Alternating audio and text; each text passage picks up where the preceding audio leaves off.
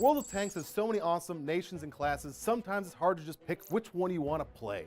So in Destination Tanks, we're going to help you with just that. What are the best tanks of each nation? What are the most fun? The cream of the crop. That's what Destination Tanks is all about. Today we're going to talk about the US line of tanks. There are so many awesome tanks in this line. There's some really great fast tanks, there's some hard-hitting tanks, and there's some serious armor. You got your real choices of what you want to choose. And of course you have some classics like the M4 Sherman that are just all around great tanks in general. So in this episode we're going to go through the US line and see what's the cream of the crop, what are your destination tanks, what do you really want to work towards. First off, we will start with the light tanks, and US has one of the best. The M41 Walker Bulldog. It's the quintessential light tank. It's fast, it's maneuverable, it's got an amazing rapid-fire cannon that will ruin any enemy tank's day. This makes the Bulldog an amazing hit-and-run tank. You can swoop in, fire its 10-round clip, and then get out before you're taking too much damage. Of course, you're gonna have to wait for that long reload for those really long clips, but it's just an amazing tank to ambush people with.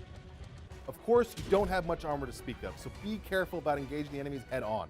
You're going to want to really flank around people and get in and do your damage and get out. It's more of a guerrilla fighter than it is a frontline battler. Shoot for the M41 Walker Bulldog if you like high speed, hit and run tactics, but don't mind that you can't take a hit.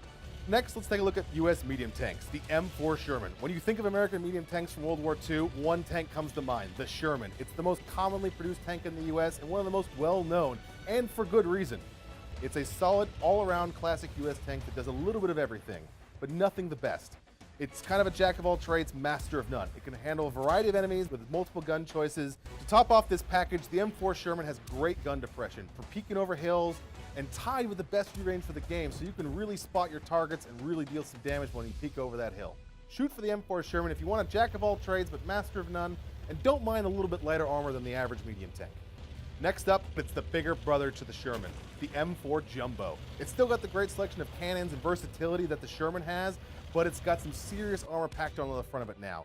That means it's a little bit slower in general because it's got all that extra weight. With a heavily armored turret and great frontal armor, the M4 Jumbo can take quite a beating if you position correctly and make sure you got the right angles.